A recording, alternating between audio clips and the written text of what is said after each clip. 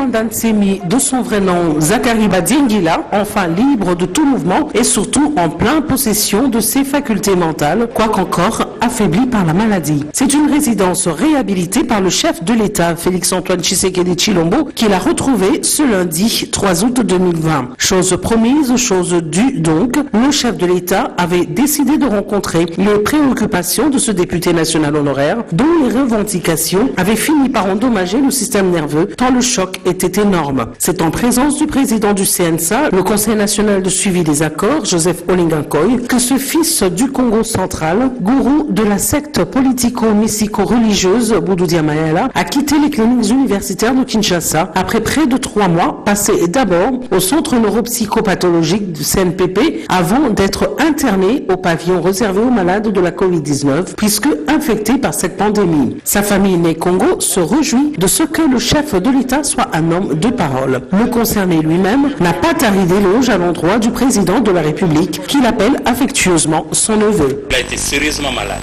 N'y était l'intervention personnelle du chef de l'État, peut-être qu'aujourd'hui nous ne serons pas là. Président Tshisekedi, tous les efforts qu'il a fait, qu'on arrive à là. Il sache que c'est mon neveu, que je le soutiens. Qu'entre un neveu et un ami, le choix est clair, qu'il me soutienne et il verra que ça marchera bien. Parce que de saboter, c'est saboter mon neveu.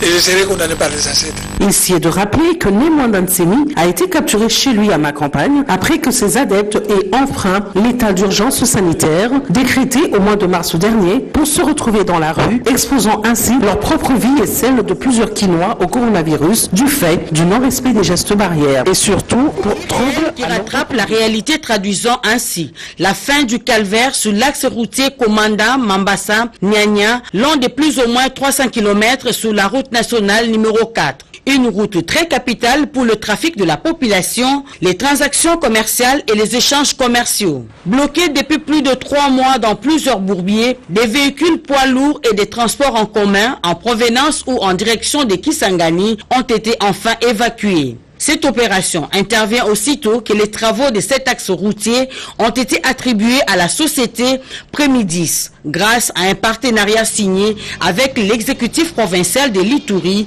Jean-Bamani Sasaidi. 21 jours ont suffi pour avoir ces résultats avec la contribution de la main-d'œuvre locale. La réhabilitation de ces tronçons a été saluée par la coordination de la société civile de Mambasa. Déjà, l'on a constaté une baisse des prix de certaines denrées alimentaires sur le marché. Le ministre provincial des ITPR a appelé toutes les couches sociopolitiques à adjoindre leurs efforts à ceux de Prémidis pour la sauvegarde de cette infrastructure routière qui facilite les échanges commerciaux.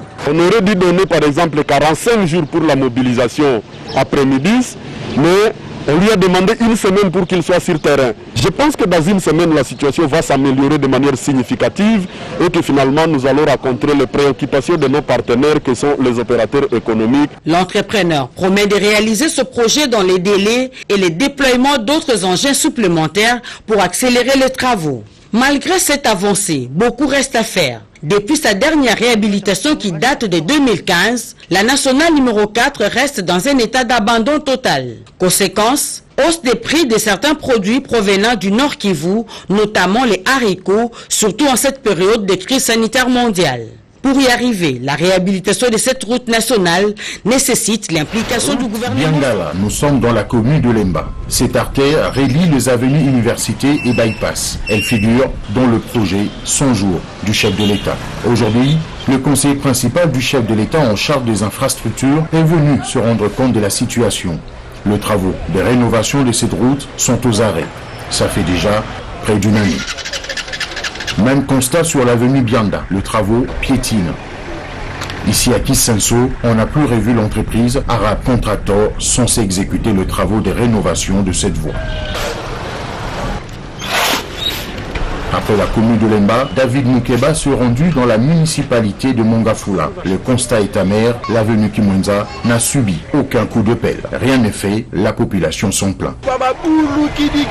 Le conseiller principal du chef de l'État en charge des infrastructures déplore la lenteur dans l'exécution des travaux. David Moukeba explique. Il y a la contrepartie qui n'a pas été libérée et l'entreprise est en train de passer un moment très difficile. Nous allons dans notre rapport matériel sur cela. Nous avons fait un rapport à son Excellence, Monsieur le Président de la République, pour que des solutions urgentes soient prises, parce qu'il est question non seulement de terminer les travaux, mais également de paraître à la situation des expropriations et du déplacement de câbles et tuyaux de la SNEL et de la Régie des eaux. Donc la pluie qui s'annonce, qui va reprendre son chemin d'ici là, va avoir une influence négative sur ces travaux. Pour mission d'effectuer de manière indépendante un contrôle externe a priori des finances publiques et de ses démembrements ainsi que des organismes, entreprises publiques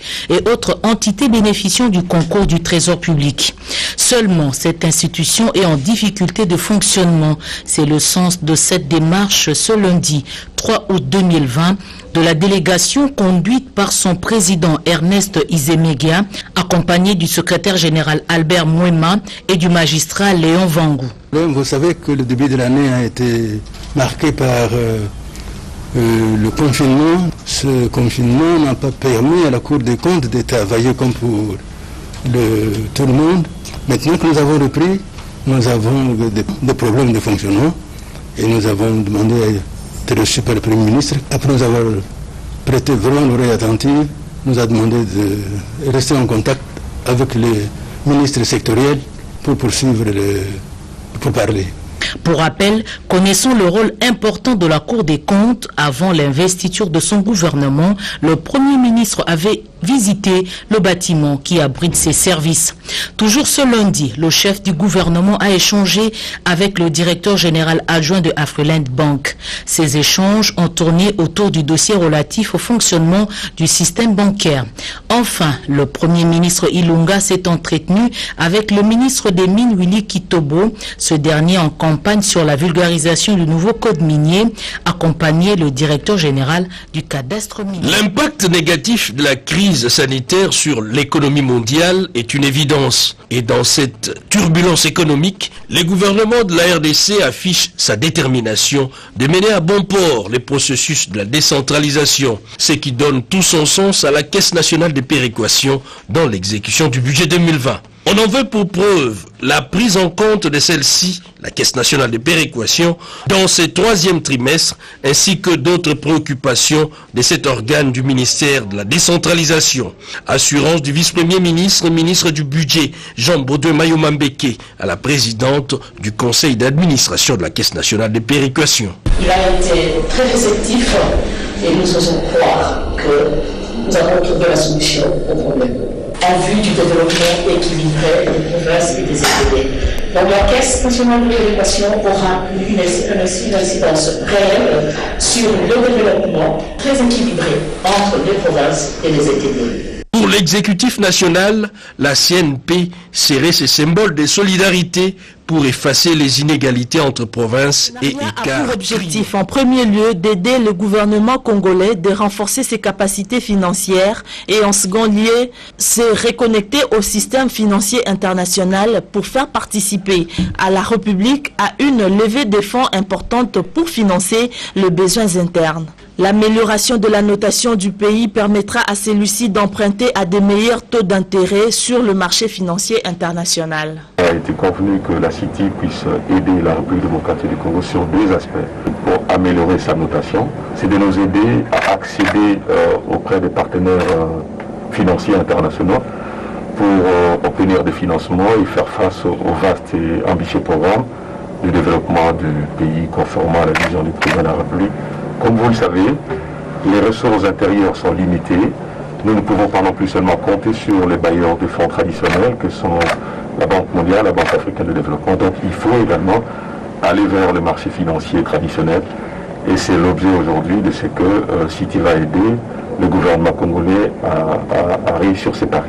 Bien que le pays ait les ressources internes, les ressources externes restent importantes en dépit des besoins illimités du pays, surtout en cette période où le monde est frappé par la crise mondiale due à la COVID-19. Chaque minute qui passe, un acte d'agression sexuelle ou physique est enregistré avec une fréquence vertigineuse.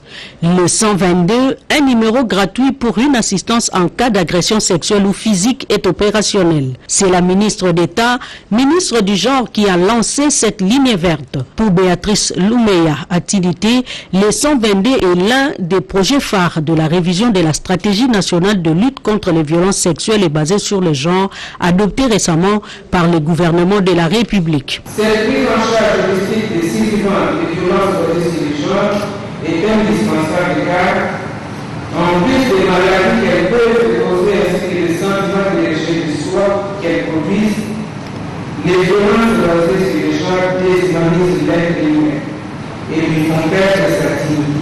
Après une brève présentation du call center installé au bureau du représentant spécial du chef de l'État en charge de la jeunesse et violences sexuelles, Chantal Yelomoulob a signifié que la concrétisation de cette ligne verte est une conjugaison des efforts du Bureau des Nations Unies aux droits de l'homme, du Fonds des Nations Unies pour la population et son propre bureau. La mise en œuvre du communiqué conjoint de 2013, signé entre le gouvernement de la RDC et les Nations Unies, la campagne Tolérance Zéro, que le président de la République s'emploie à lancer dans les tout prochains jours. Dr Senen Outon, représentant de l'UNFPA, s'est dit fier d'avoir accompagné le bureau de la conseillère jusqu'à la matérialisation de ces projets.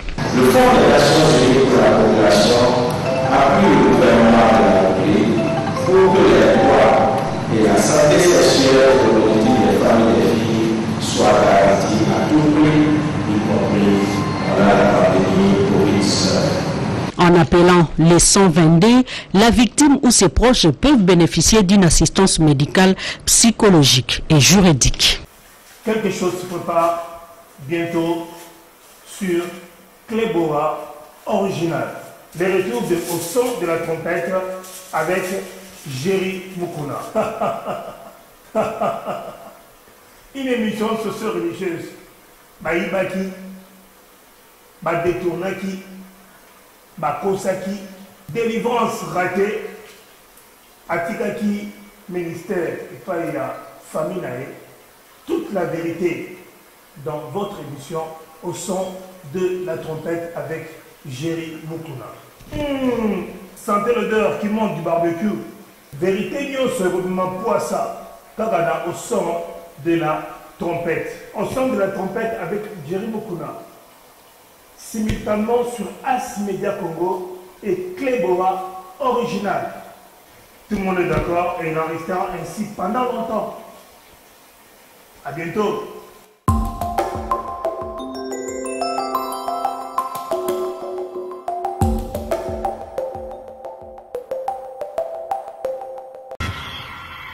Monanga Innocent Chouami ya Lolo Christophe.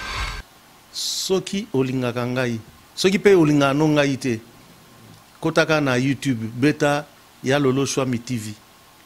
Ya Lolo Chouami TV. Cliquez na s'abonner. Pardon. O s'abonner na ya Lolo Chouami TV. Et o salanga bien. Et o salanga elengi. O salisa ngai. Ya Lolo Chouami TV. Na lingina mona bino ebele. Wana posa otala théâtre. Olingo yeba actualité ya mboka. Wana posa oyeba makamba musique. Kota na ya Lolo Chouami TV.